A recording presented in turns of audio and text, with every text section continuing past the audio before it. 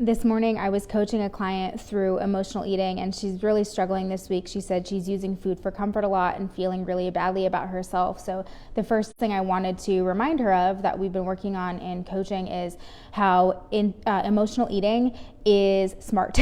Emotional eating works. Otherwise, we wouldn't keep doing it. It is an adaptive coping strategy because it's sensory and it actually does work to ground the nervous system. It brings us into the present moment, and so it can calm anxiety, it can calm some stress. It really does make sense. So I say that to alleviate any shame that we feel around emotional eating, around like, why am I like this, or why am I doing this? You're like this because you're a smart human who is using the tools and the resources available to them to cope. So it's not necessary to feel like crap about ourselves when we are using food as a coping tool, because it actually makes quite a bit of sense as a coping tool. Again, if it never worked, if it didn't work, we wouldn't keep doing it if it didn't actually help to soothe us. So it has utility. And also, if we get to a point where it feels like food is our only coping tool and it feels like it is a problem in our overall relationship with food, then yes, let's consider some intervention. But there are lots of other things that we have to consider before we even get to that point. A, am I eating enough in general? Emotional eating is often, it feels like emotional eating, but it's often just a result of unmet needs. It's often a result of unmet biological needs. When we are under eating, our bodies will crave higher calorie foods, and we want to, and often sugary foods, we want to get quick energy.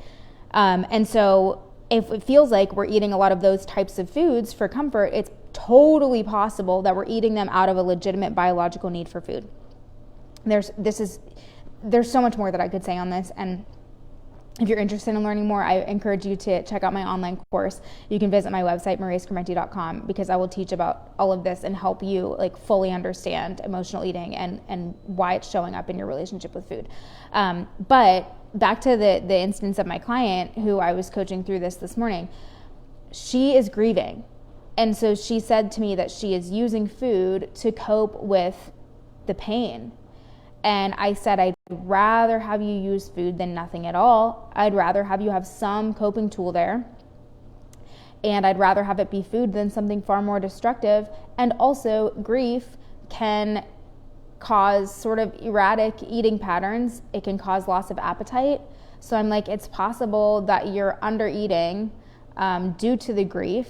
And then what feels like emotional eating is actually also or solely eating out of a legitimate need for those calories. So when people are struggling with emotional eating, they often come to me and say things like, I want to learn how to eat only for fuel. I want to learn how to not eat for emotional reasons and purely for physical reasons. And I'm going to say that I could teach you how to eat like that, but it would not be in your best interest. I used to teach people how to eat like that when I worked in the fitness industry, and guess what? It always backfired, and it would just cause them to binge eat. Because we cannot eat like robots. It is not as simple as, yeah, let's just eat for fuel, calories in, calories out, do the math. We're human beings, not math equations. Our bodies don't work like that. And we will always, for as long as you're on this earth, you will be a human. You will be a human who has emotions. You will be a human who has emotions and who also needs food. So it's really going to be impossible to untangle these things. And if I were to teach you, yeah, let's just food for fuel, what's going to happen is you are going to feel like you lost your pleasure in food, which is something that we need.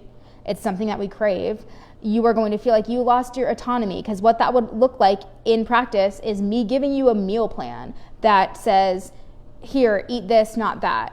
Me giving you a diet. And not only does the research show that diets do not work for long-term weight loss, but also it's statistically pretty impossible for us to stick to diets long term and for that to be a sustainable way of eating for us as humans. Because again, oh God, it's so complicated. Again, I'm telling you, check out my online course, because I'll teach about all of this. It's hard to boil down into a nutshell, but if I were to give you a meal plan, you would feel like you lost your autonomy because you aren't getting to make the most basic food choices for yourself. You are not getting to say, this is how I'm choosing to meet my needs.